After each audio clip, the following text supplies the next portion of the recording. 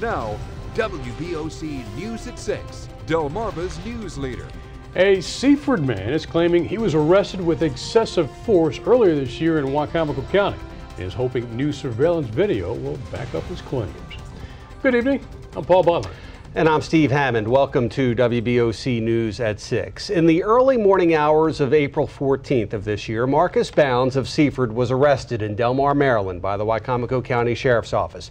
He's now facing charges that include DUI and resisting arrest. But Bounds is claiming excessive force was used by the arresting officer.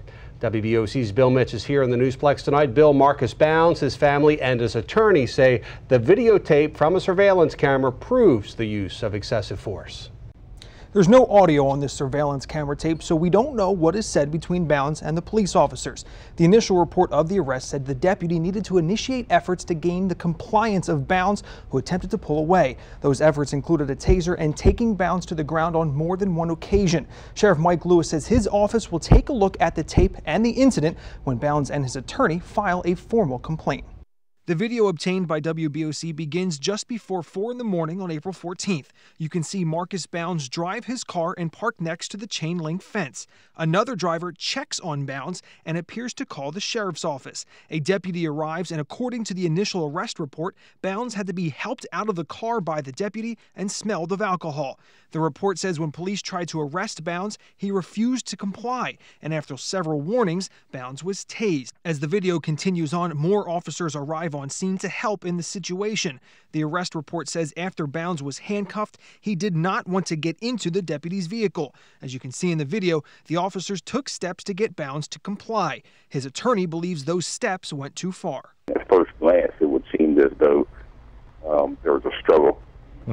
My client and the police, which again, the only thing I can complete from a certain portion of the tape was that the force used was excessive. Sheriff Mike Lewis says a complaint was filed with his office months ago about the incident when no tape was available. He says an administrative review was done at the time and the use of force was justified. We showed the sheriff the tape on our camera screen, and he says it is up to Bounds to file a complaint. I can tell you we never had the advantage of having a videotape in this particular case. And there's nothing that stands out that alarms me based on the 2-inch by 3-inch screen I saw on your camera. I will gladly review it on a larger screen if an official complaint is made by an individual in this case. But they've never made a complaint with my office. At least the suspect never made a complaint. The sheriff says he encourages Bounds to make a complaint if he and his lawyer are convinced excessive force was used. Marcus Bounds is due in court in late September for the DUI and resisting arrest charges he faces stemming from this incident in Wicomico County. Bill Mitch, thank you. To Sussex County now, where police are investigating a late-night rape in Dewey Beach. A woman says she was lured into an outdoor shower on West Street and sexually assaulted. The woman told investigators she was down in Dewey visiting with a large group of friends, and while at one of the bars on Saturday night, 2 men kept buying her drink after drink after drink. Dewey Beach police say the woman is devastated, doesn't remember much about the 2 men accused in this case. They are still on the loose. If you have any information, you are asked to call police in Dewey Beach and in Sussex County. A man who supplied a teenager with drugs has been arrested for manslaughter in Dorchester County.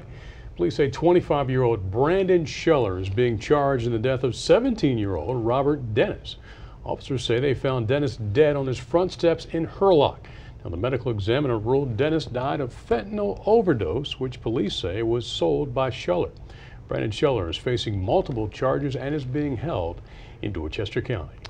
A man will spend the next 65 years in prison for a murder in Salisbury that happened during Superstorm Sandy. A judge handing down the sentence to that man, 19-year-old Dayama Fisher, who was convicted of killing 23-year-old Jose Aguilera and shooting and wounding a teenager.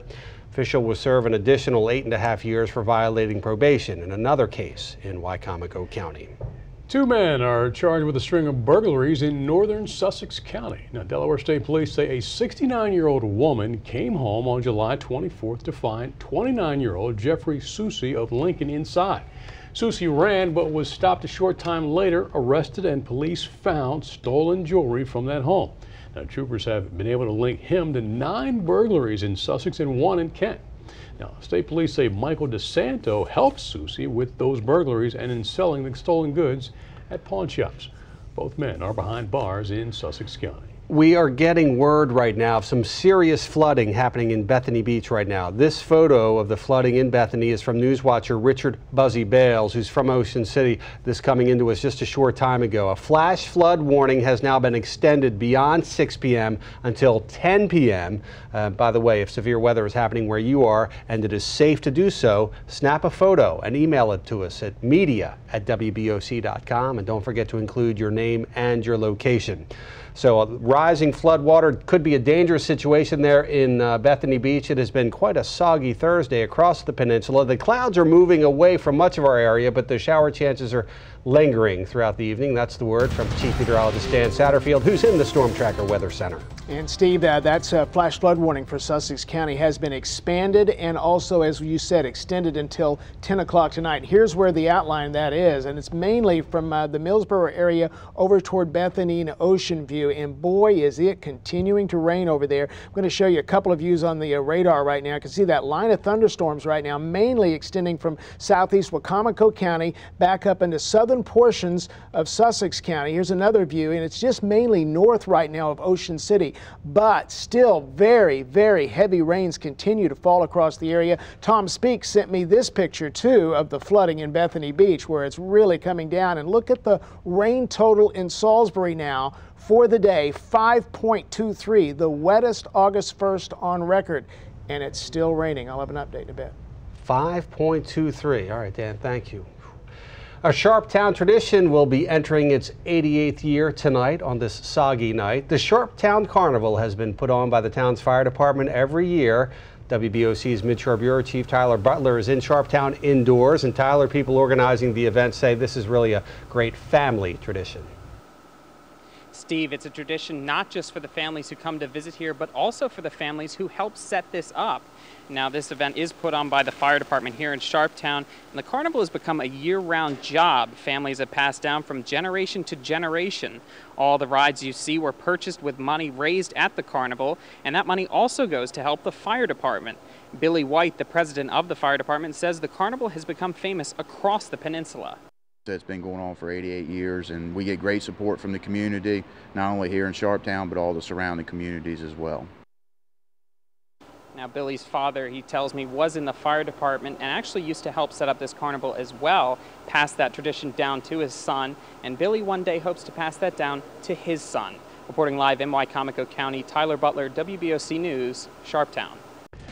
The Salisbury Zoo could soon be getting a new building designed to help care for its animals. That building comes with a nearly $2 million price tag. What the zoo could lose if the city does not help to foot the bill, and where the money's going to come from. That's from WBOC News at 6 continues. But first, WBOC is proud to serve Trapp and proud to serve all of Talbot County. And with more now on Trapp, here's WBOC's flying weatherman, meteorologist John Trout in Chopper 16. There are at least 3 different legends on how the town of Trapp in Talbot County got its name. One says that Trappist monks had a monastery here. Another claims the area's abundant wildlife made trapping for furs popular. And one claims that a local tavern called the Partridge Trap was a hard place to leave. Most historians go with the trunks rather than the monks or the skunks. John Franklin Home Run Baker, a Major League Baseball Hall of Famer, third baseman, was born and is buried here. Trapp was founded in the 1770s and incorporated in 1856. WBOC is proud to serve Trapp and all of Talbot County, and proud to partner with my friends at Johnny Janosic World of Furniture. Did you know that they have the largest Lazy Boy comfort studio in the USA? Shop now during the Lazy Boy Truckload event for everything you need to live life comfortably at Johnny Janosic. And tell them WBOC's Flying Weatherman sent you. John Trout in Chopper 16. You're watching WBOC News at 6 with Steve Hammond, Paul Butler, Chief Meteorologist Dan Satterfield, and Chopper 16, covering the entire peninsula for Delmarva's news leader. It is one of Delaware's biggest events every summer, that being the State Fair in Harrington. Unfortunately, a lot more people decided to skip the fun of the fair this year. Take a look at High Above in Chopper 16. You can see a bit of crowd enjoying the day, opening day that is, 2 weeks ago. But standing outside for rides, that State Fair food, and concerts sounds less appealing if you're baking in the hot sun. Now, WBOC's Karen Campbell joins us tonight in our Kent County newsroom. And Karen, fair organizers say weather was the biggest reason for the drop in attendance. Well, it's been raining pretty much all day here in Kent County, but organizers say it wasn't the dreary weather that prevented folks from coming out to the fairgrounds. It was the heat and a less than perfect entertainment lineup. More than 200,000 people came out to the Delaware State Fair in Harrington this year. The 10-day event featured games, livestock, food, and entertainment.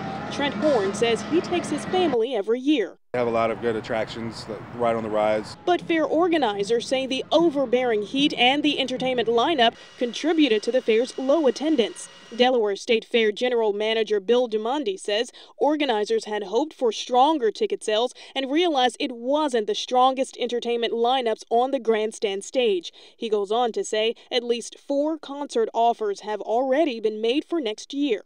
The fair attracted entertainers like Luke Bryan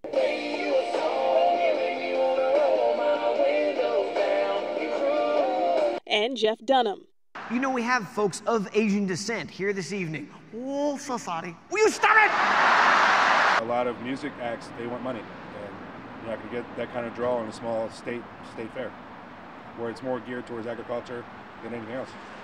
Organizers say 228,000 attended. That's down from 259,000 last year. Organizers say the carnival gross was down about 2%. The fair is in its 94th year, and organizers are hoping to continue the fair tradition for the 95th year. And once again, the lineup for next year is already being worked on. That fair will run July 17th through July 26th. I'm Karen Campbell. Back to you. The Salisbury Zoo is working with the city to build a new animal health building. The Delmarva Zoological Society has raised some of the money, but is still well short of its goal.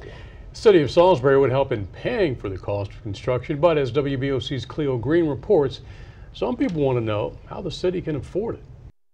Jacob Stack is a junior zookeeper at the Salisbury Zoo. He says he has a lot of responsibilities like feeding the animals. And we also get to build an exhibit for the animals. And now the zoo needs to build an animal health building. Well, we stopped by to see Ralph Pylan, the new zoo director, to find out why.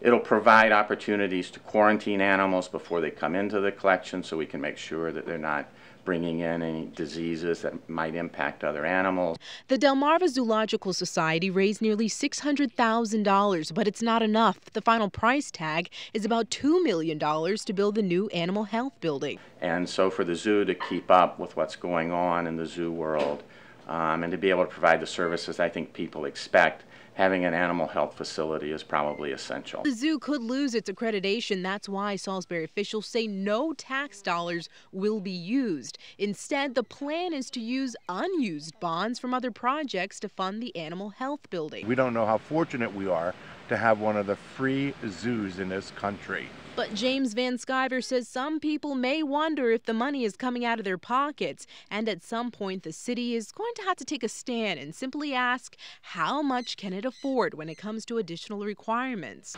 Well, we have to decide what our values are here in Salisbury, and if we want to have a zoo that's going to be open to not just Salisbury but to Delmarva Peninsula and be able to share these wonderful opportunities for children in schools and people of all ages. And for little Jacob, well, he just hopes his friends will get the help and care they need. In Wycomico County, Cleo Green, WBOC News, Salisbury.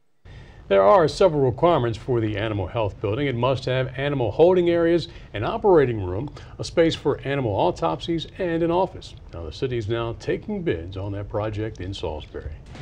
Boy, did we get some rain today on Delmarva. We should expect a few more showers to continue across Delmarva tonight. As we take a live look from our Hyatt camera, what a beautiful shot there in King. Isn't that something? It's pouring in eastern Sussex County right now and sunny there in Dorchester County. Nice shot there. Chief Meteorologist Dan Satterfield says the torrential rains are almost over for us. More changes are on the way for the weekend. Your forecast is next.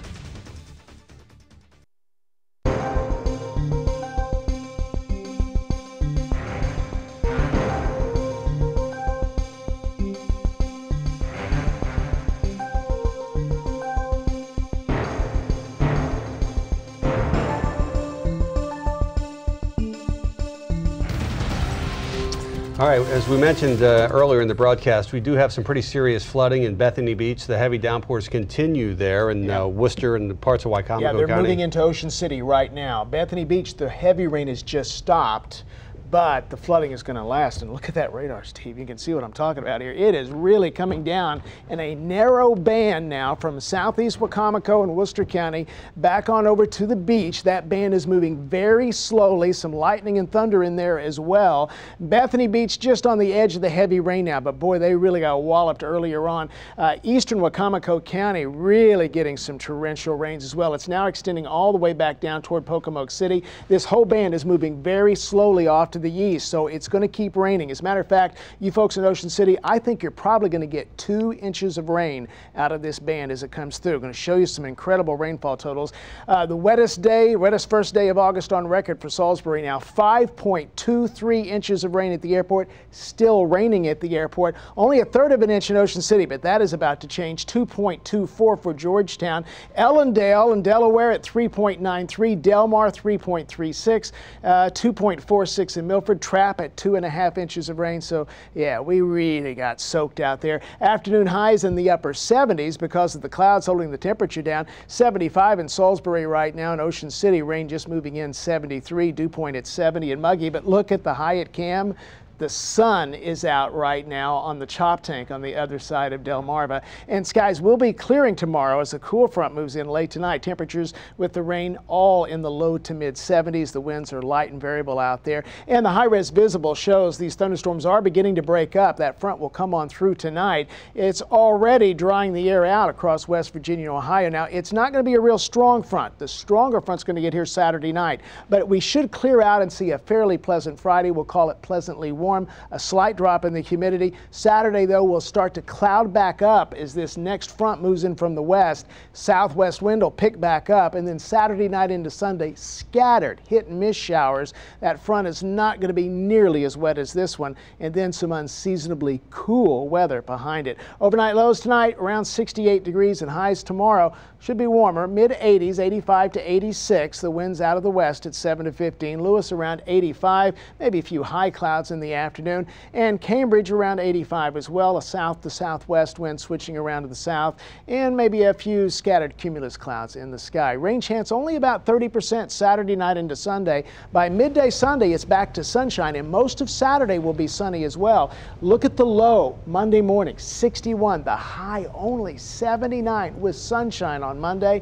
Into the 50s Tuesday morning. We'll cloud back up. Another chance of rain on Wednesday. We'll keep an eye on the radar. Virginia Governor Bob McDonnell continues to fight allegations he took inappropriate gifts from a political donor. Will he pay back the state for the cost of clearing his name? And distracted and aggressive driving. How Maryland and Delaware are trying to crack down on bad habits behind the wheel. That's coming up next.